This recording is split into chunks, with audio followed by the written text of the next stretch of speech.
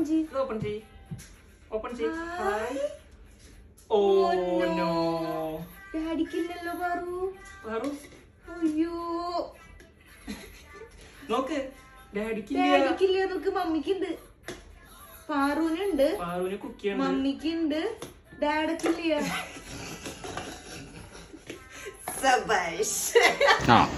എങ്ങനെ ഇരിക്കണം?